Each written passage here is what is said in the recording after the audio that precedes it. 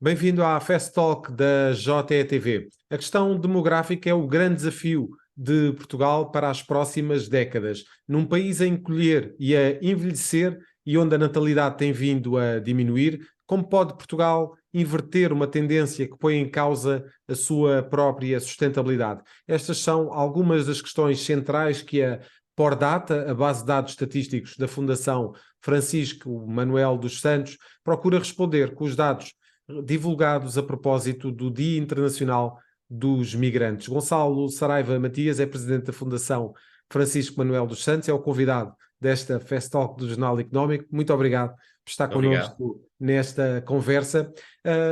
O Sr. Presidente disse em setembro, na conferência de aniversário do Jornal Económico, que a crise demográfica é, porventura, a mais grave que Portugal vive.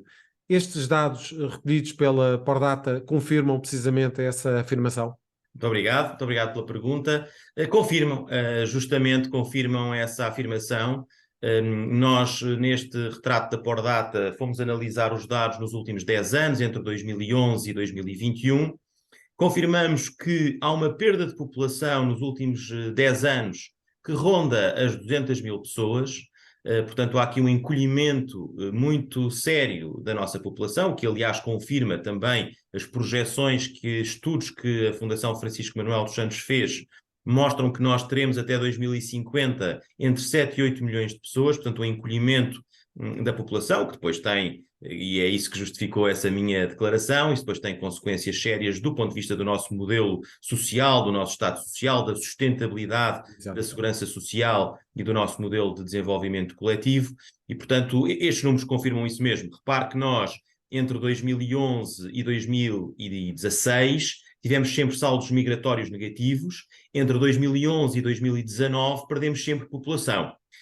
Nós temos aqui que fazer, as contas são relativamente simples de se fazer e olhando para estes números da Pordata isso é muito claro.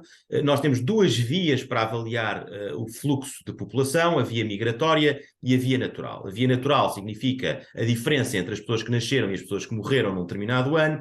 A via migratória significa a diferença entre as pessoas que saíram e as pessoas que entraram no país num determinado ano. Ora, nós durante vários destes anos, desta última década, perdemos população pelas duas vias possíveis.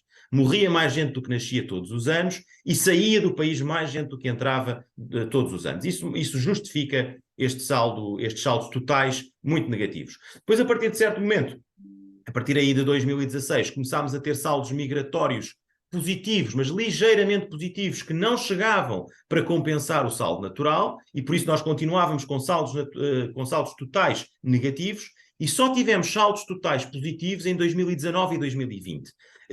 Única e exclusivamente por causa da imigração, porque nós continuávamos com saldos naturais negativos. Aliás, 2020 teve um saldo natural muito negativo, dos piores de sempre, também devido em parte ao Covid, e conseguimos compensar ligeiramente por causa do saldo migratório positivo. Em 2021, voltámos a ter um saldo populacional negativo, isto apesar do saldo migratório positivo, mas já foi menos positivo que os anteriores. Portanto, o saldo migratório em 2021 é pior, bastante pior que o de 2020 e que o de 2019, e isso justifica aqui regressarmos aos saldos totais negativos.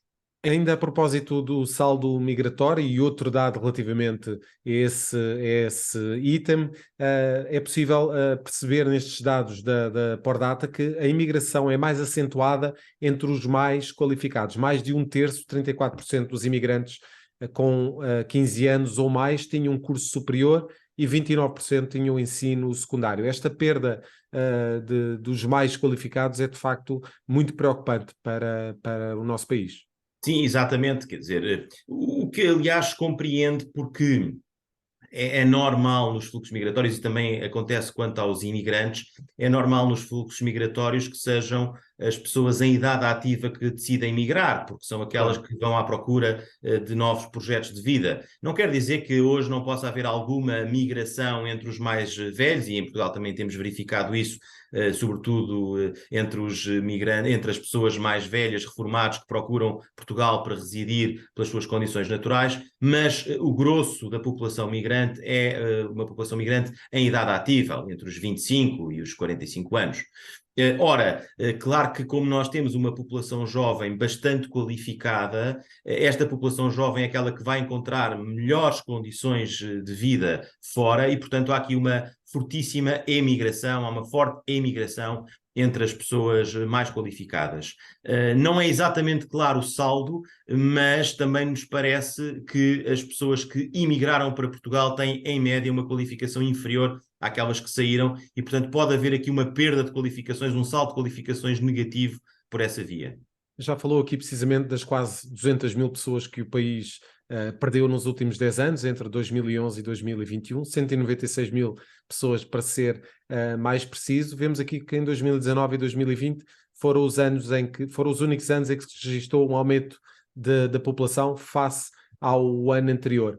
Existem aqui alguns sinais de otimismo. Portugal está a saber receber bem os migrantes de forma a retê-los cá e, de certa forma, compensar aqui algumas saídas? Sim, isso é muito importante.